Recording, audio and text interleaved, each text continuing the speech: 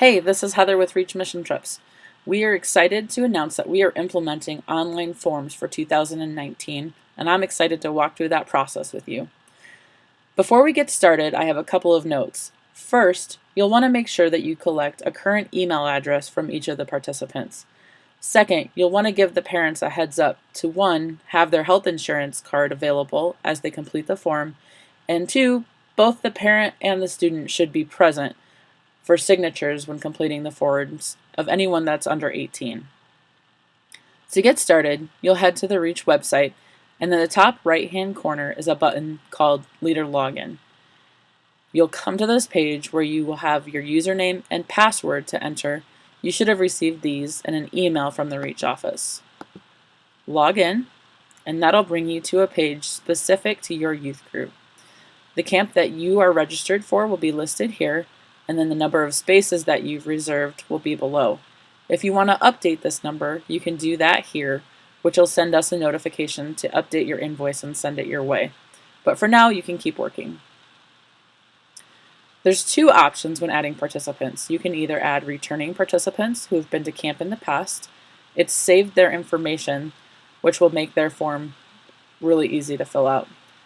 Second, if you want to add a new participant, you'll just need their name and their email address, and they'll complete the rest. As you can tell, we've also registered a couple of people ahead of time to show you what that looks like. And those who have completed their forms, it shows up in this column who has finished the process and is ready for camp. To add a returning participant, go ahead and click that button. That'll bring you to a list of participants who have come to camp in the past. If you need to update an email address, simply click on their name and edit their email address, and then sign them up for 2019 and email them their digital form. Once you've done that, they should have received an email with the link of where they can complete that form. If you'd like to register multiple people, you can simply click in the left-hand column, choose an action, register me and email me my digital form, and then make sure you hit Apply Action. And that will send them a form as well. You can see that the list has been updated with those names. If you want to add a new participant, it'll bring a separate window up. You can enter their name and email address. And I'll just enter my email address. Add person and email their form. And that will send them everything that they need. Now go ahead and close that window. When you're coming back to this list, you'll see that Sammy isn't showing up yet. What you'll want to do is right-click and go down to Reload Frame. And there he is. So that is how you add participants. If you want to see from the youth's perspective, we'll go to my email and see what that form looks like. They'll receive an email that's similar to this and the link of where they go to complete that form. Now, Susie is a veteran camper, so it'll populate all of her information from the past, and she'll just be able to verify and update her medical information. If there is anything that's missing here, it will give them a warning ahead of time, and they'll have to come back and complete that before they can submit it. And our heart for this is that we want to save you time for those details.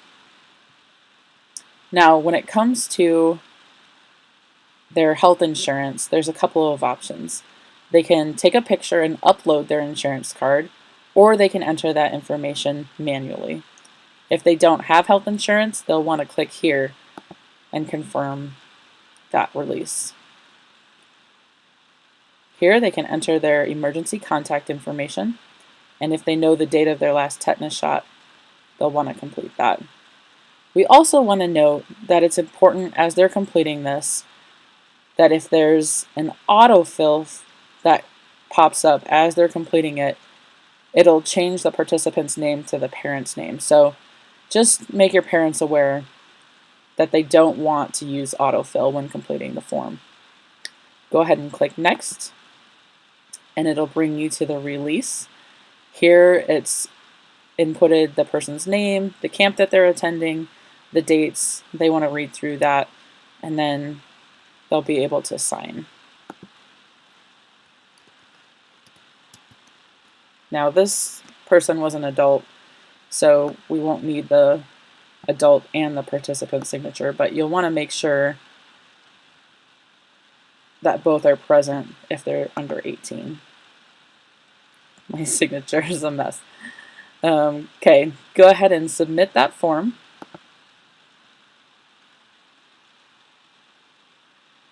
And voila, they're done. That will bring them to a page that confirms that submission, and then there's also a list of what to bring, what the schedule will be like at camp, rules and guidelines, and what they need for tools. So that's kind of handy too. If we head back and we upload or reload that frame, it'll show that Susie's forms have been received.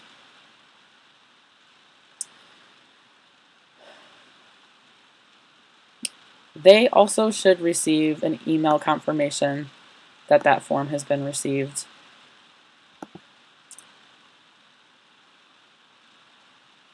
It'll send you an email as the youth leader, and then it'll also send a PDF of that form for your records as well. So that kind of brings us to the end of this process.